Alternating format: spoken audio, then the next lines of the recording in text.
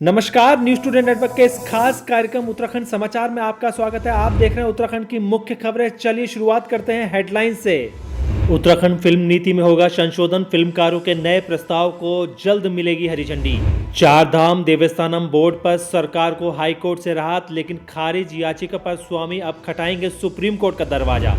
चार धाम यात्रियों के लिए ऋषिकेश कर्णप्रयाग के बीच बनेंगे 12 रेलवे स्टेशन। जानिए कैसा होगा पर्यटकों का सफर सुहावना। कोरोना ड्यूटी में तैनात जवानों को मिलेगा शहीद का दर्जा। देखिए गृह मंत्रालय कितनी दे सकता है शहीद परिवार को सहायता राशि। कोरोना पर राजनीति से बाज नहीं आ रहे कांग्रेसी, अब भगत पर बेवजह लगाया कोरोना फैलाने का आरोप। आस्था के सबसे बड़े केंद्र राम मंदिर के नक्शे में होगा परिवर्तन। देखिए अब कौन वास्तुविद करेगा इसमें बड़ा परिवर्तन। उत्तराखंड में राजकोषीय घाटा बढ़ेगा 2%। देखिए सरकार को करने पड़ेंगे 4 बड़े सुधार। अब खबरें विस्तार से। खबर देहरादून में फिल्मी दुनिया की है। उत्तराखंड में लोगों को फिल्म क्षेत्र में जोड़ने के लिए फिल्म निर्माता एवं निर्देशक विशाल भारद्वाज एवं रेखा भारद्वाज ने मुख्यमंत्री त्रिवेंद्र सिंह रावत से मुलाकात की है। इस दौरान फिल्म एजुकेशन की ओर से ध्यान देने पर विचार किया गया। साथ ही प्रदेश में FTI की तर्ज पर इंस्टीट्यूट खोले जाने का प्रस्ताव दिया गया है। उन्होंने उत्तराखंड में फिल्म फेस्टिवल करने का भी अनुरोध सरकार से किया है। मुख्यमंत्री त्रिवेंद्र सिंह रावत ने कहा कि राज्य में फिल्मकारों को किसी भी प्रकार की परेशानी ना हो, इसके लिए फिल्म पॉलिसी बनाई गई थी। उन्होंने उत्तराखंड फिल्म विकास परिषद के नोडल अधिकारी KS चौहान को मसूरी फिल्म कॉन्क्लेव में आए सुझावों पर जल्द संशोधित पॉलिसी बनाकर उन्हें प्रस्तुत करने के निर्देश जारी किए हैं। फिल्म निर्माताओं से बातचीत में CM ने दून विश्वविद्यालय में इसके लिए इंफ्रास्ट्रक्चर विकसित करने के प्रस्ताव पर चर्चा की और उन्होंने प्रयास किए जाने की जानकारी दी है। वहीं कोरोना का प्रभाव खत्म होने पर उन्होंने राज्य में फिल्म फेस्टिवल कराने पर विचार किए जाने की बात पर सहमति दी है। अगली महत्वपूर्ण खबर, नैनीताल हाई कोर्ट में चार धाम देवस्थानम बोर्ड की सुनवाई की है। चार धाम देवस्थानम एक्ट मामले में उत्तराखंड सरकार को बड़ी राहत मिली है। नैनीताल हाई कोर्ट में सुब्रमण्यम स्वामी की याचिका खारिज कर दी गई है। कोर्ट ने राज्यसभा सांसद व भाजपा के वरिष्ठ नेता सुब्रमण्यम स्वामी को झटका देते हुए अधिनियम को संवैधानिक करार दिया है। वहीं कोर्ट के फैसले के बाद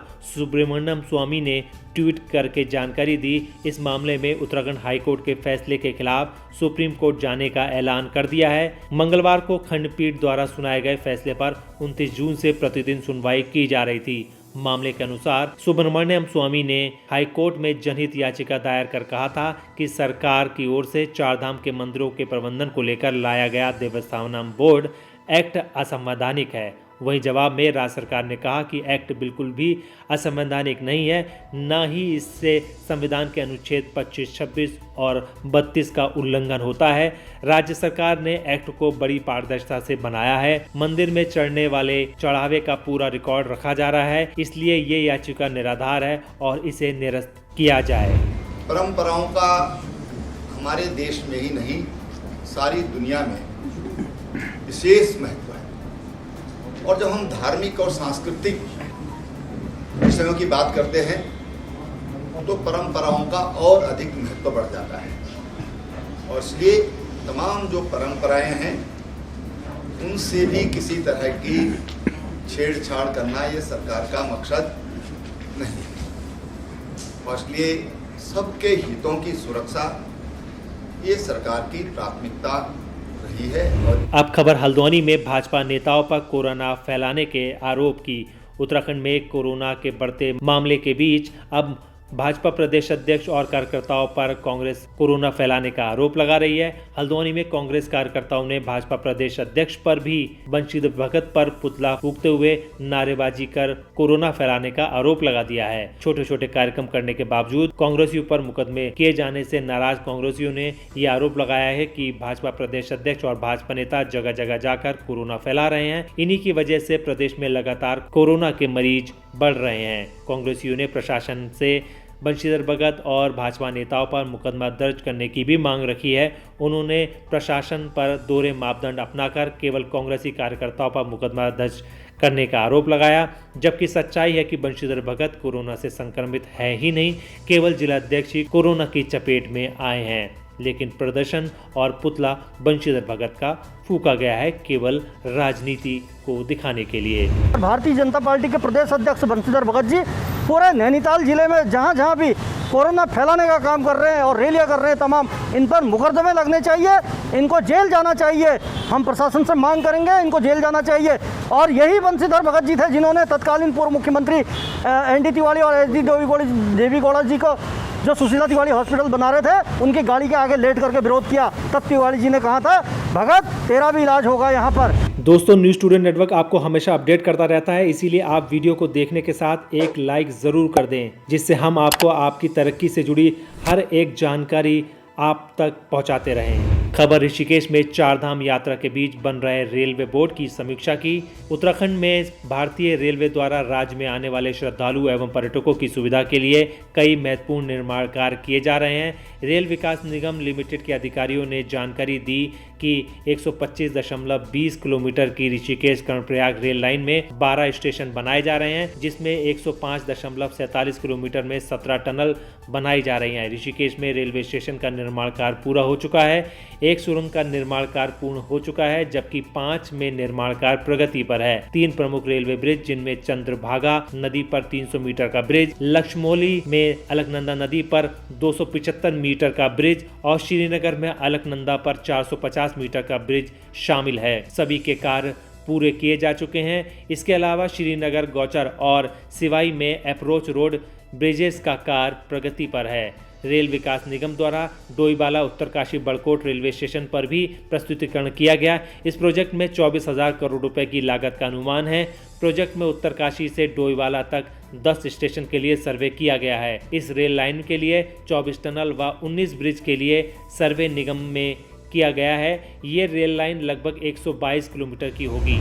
खबर सेंट्रल फोर्सेस को कोरोना वीर घोषित करने की। कोरोना संक्रमण के बीच सुरक्षा बलों के लिए बड़ी खबर है। अब कोरोना की चपेट में आकर मरने वाले सुरक्षा बलों को, जवानों को कोरोना शहीद का दर्जा दिया जाएगा। साथ ही उनके परिजनों को भी भारत के वीर फंड से 15 लाख रुपए तक की सहायता दी जाएगी।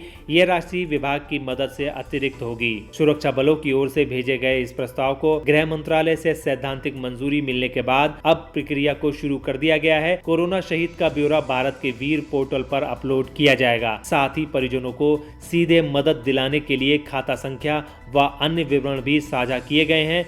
बता दें कि अब तक अलग अलग सुरक्षा बलों में 39 जवानों की कोरोना संक्रमण से मौत हो चुकी है। सीआरपीएफ में 15, बीएसएफ में 10, आईटीबीपी में 3, सीआईएसएफ में 9 और एसएसबी में 2 जवानों की मौत हो चुकी है। सुरक्षा बलों में अब तक कुल 8,113 संक्रमण के कारण मामले सामने आए हैं, जिसमें 4,512 ठीक हो चुके हैं और लगभग 3,562 मामले अभी भी सक्रिय हैं। खबर अयोध्या में राम मंदिर निर्माण की। अयोध्या में राम जन्मभूमि पर 5 अगस्त को भव्य श्री राम मंदिर का भूमि पूजन होने जा रहा है।